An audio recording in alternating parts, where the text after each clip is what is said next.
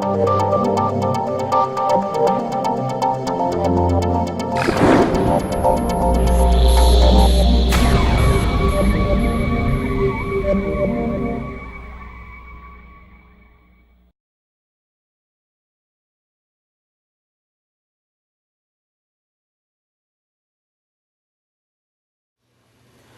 so we will start the class.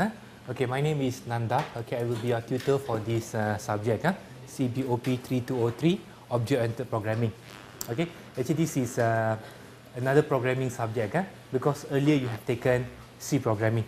Okay, you might have taken C programming maybe at OUM or maybe you have taken it at diploma level at different college. Okay, so this is object-oriented programming, not structured programming as you learn in C programming. Okay, so object-oriented programming, the main concept you should know is object, class, and so on. Okay, but before you understand or before you want to understand object and class and other related concept of OOP, you should understand the basic of Java. Right? What is basic of Java? Okay. Basic of Java means how to declare variable, loop, for loop, while loop, what else? Array. Okay, these are the basic that you should understand before you want to focus on object-oriented programming. So today in this first tutorial, I will focus on the basic constructs of Java. Okay, so in your module, it is from topic chapter 1 to chapter 4. Okay, chapter 1 to chapter 4. That all these chapters are will focus on the basic of Java. Okay, object-oriented programming will start from topic or chapter 5 until the last chapter. Okay, so today we'll focus on the basic of Java. Okay, next tutorial I will touch on object-oriented programming. Okay, because you need to understand the basic of Java before you want to learn object-oriented programming. Okay, but the good news is that the basic construct of Java is very much similar to C. C language, you know how to declare variable, integer, double, the same thing you use in Java. Array, array? You learn in C, right? Okay, the same thing will apply in Java. Okay, because C, Java, all are programming language. So when you talk about programming language, the basic constructs remains the same. Okay, variable declaration, integer, if, else, the selection, loop, all are same. Okay, so if you're good at C, then the basic of Java should be easier for you. Okay, but if you think that your C is not so good, if you're quite weak in C, don't worry, because we will discuss today. But when I conduct my tutorial, I won't discuss page by page. Okay, I will just give you one problem. Then from there, we try to solve that problem. Okay, we will do it hands-on. And the problem that I'm going to discuss today is something that will capture topic 1 to topic 4. Okay, so that when you do this assignment or problem, hopefully you can, at home, when you do revision from topic 1 to topic 4, hopefully that you will make your life easier. Okay. Okay, so before I focus on the problem that we are going to discuss today, just make sure your desktop has been installed with Java compiler JDK. Okay, under my computer. Okay, you can check now. Some of you already checked. Under my computer, under C directory, you can see program files. Okay, under C directory there are many folders. One of the folders is program files. You click program files. Okay, once you click program files, you will see Java, right? Okay, once you click Java, you will see I think 2 files. One is JDK 1.6 something, another one is GRE. If you can find these 2 files, it means your desktop has been installed with Java compiler. Okay, so the compiler we are going to use is JDK. Okay, there are many IDE, integrated development environment, that you can use to compile and run Java program. But for our class, we will use JDK. Okay, JDK is from the creator, from the Sun. Okay, Java was created by Sun Microsystem. But if you think at home, if you want to use other IDE, for example, JCreator or Actually, there are many IDE for Java. Okay, it's up to you. Okay, but for this class, we will use JDK. But when we talk about JDK, there are many versions of JDK.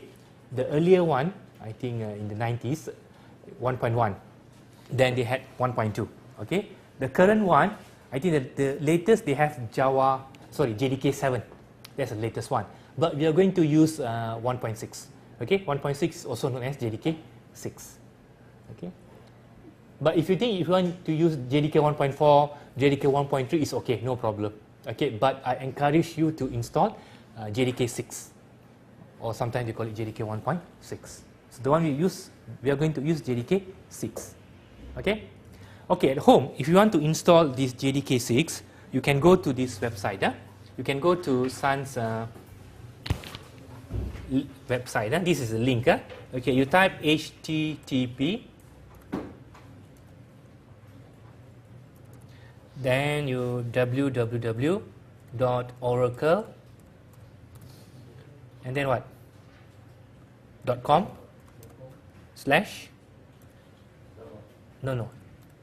Tech Network. Okay, Tech Network / Java, and then / again Java SE / again downloads. I give you the direct link so that you don't need to search in Google. Downloads, then /index.html. Okay, so this is the link that will enable you to download the compiler. Okay, so hopefully anyone having problem to view this? No? Okay, so http://www.oracle.com /technetwork /java /java SE /downloads /index.html. So this is link for you to download the JDK. So if you think you don't want to go to the website that I show you, you can go to our VLE. You know, in the VLE we have the list of softwares. You can download JDK 6 from there. Don't use JCreator. No, don't use JCreator. Use JDK. Okay. Another one. Also, you can use it to Rust. Yes. No. Earlier I told you for IDE dia ada banyak. Ada JCreator, ada JDK. So if you don't want to use JDK, you can use JCreator. But the problem is that even if you want to use JCreator, you still need to install JDK because JCreator depends on JDK to compile. Okay.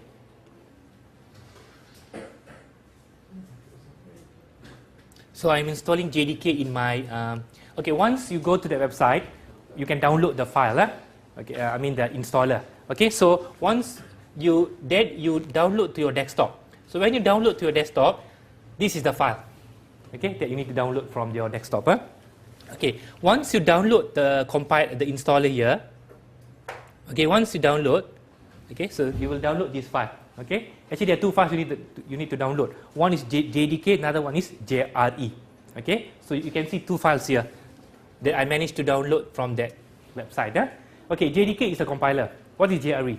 Okay, basically JRE, if you're using Applet, okay, you want to view the output from the browser like Mozilla, then you need to have JRE. Okay, so if you don't want to install JRE at the moment, it's okay, no problem. Okay, but I encourage you to download both files, JDK 6 and JRE. After you download to your desktop, after that you extract these files into your PC because you just download, you haven't installed it. Okay, so I will show you. Okay, so now I'm going to. I have downloaded the installer. Now I'm going to install JDK here. So I just double click this file. I have to wait for a while. It's quite easy to install. Okay, just click next. Click next. It will install for you. Okay, easy. Just click next. Then the software will be installed. Then sometimes you need to wait for a few minutes. Okay, because you need to do some installation. Okay, so it's quite straightforward. You go to the link that I show you. Okay, from there you can just download the files JDK and JRE. It will be installed in your desktop. Okay, then you go to the desktop, just double click JDK. Okay, so after that you just click the button, next, next, next. The whole thing will be installed in your desktop or in your laptop. Okay. After JDK has been installed successfully, you can go to JRE, double click, and the whole process will be started again. Okay, so actually it's quite straightforward. So most of the time students will have difficulty to install JDK. Okay, but hopefully after this you will find it easier. This will take some time, so you don't need to panic. Is it done? Okay. So from here you can see it will be installed in Program Files, Java. Okay, just click next. Okay, finish. Done. So to check whether it has been installed or not, okay, so you just go to my computer, as I told you earlier. Then you go to C, then you go to Program Files. Then there are so many directories here. Then just go to Java. You can see Java here. See, JDK 1.6 has been installed. Okay. In fact, JRE pun already been installed. Okay. Okay, but I won't show you how to install JRE, because earlier we installed JDK. Okay. So in order to install JRE, the same thing. Just double click and then just click next, next, next. The whole thing will be installed for you in your computer. Okay, so far any question before we start discussing the problem that we want to solve today? Any question? No, huh? Okay, so as I told you earlier, today I focus on topic 1 to topic 4, the basic constructs of Java. Okay, so in order to discuss all the concepts from that particular chapters, I've created a problem for you.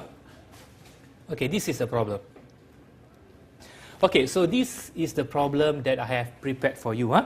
Okay, you are a teacher at Putrajaya Secondary School. The headmaster of the school has asked you to write a program to read marks of 30 students in the class and display all the marks that have entered, number of students who passed and failed the subject. A student considered pass the subject if his marks is equal or higher than 50. Otherwise, he or she fails the subject.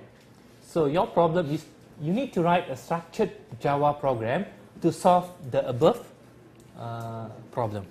Okay, why I say write a structured Java program? Structured because most of the time, if you want to write Java programs, you use object-oriented approach. You won't use structured. Okay, because Java is not meant for structured programming. It is meant for object-oriented programming.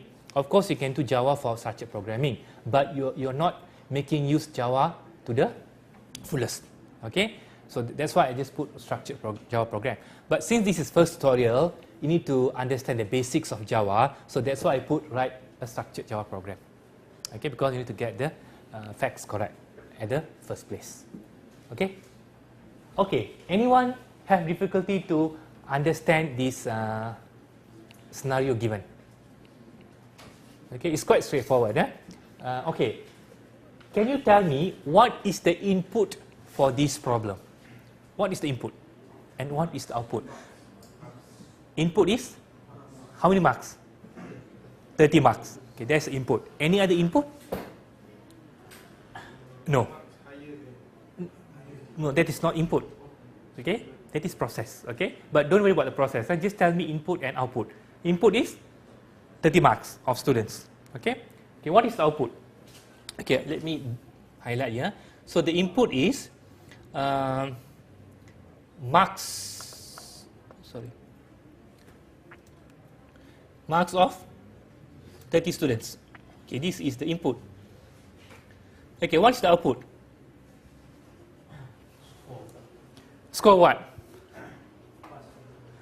Okay, display. This is the output. How many output you have? You have display all the marks that have entered. That's one output. Number of students who pass and number of students who fail. 3 output. So from one input, you have 3 output. Okay. Of course, some of you will say, display all the marks that have entered. How many marks? 30, right? Of course, some of you will say it is 30 outputs, but never mind. This 30 output we consider as was 1.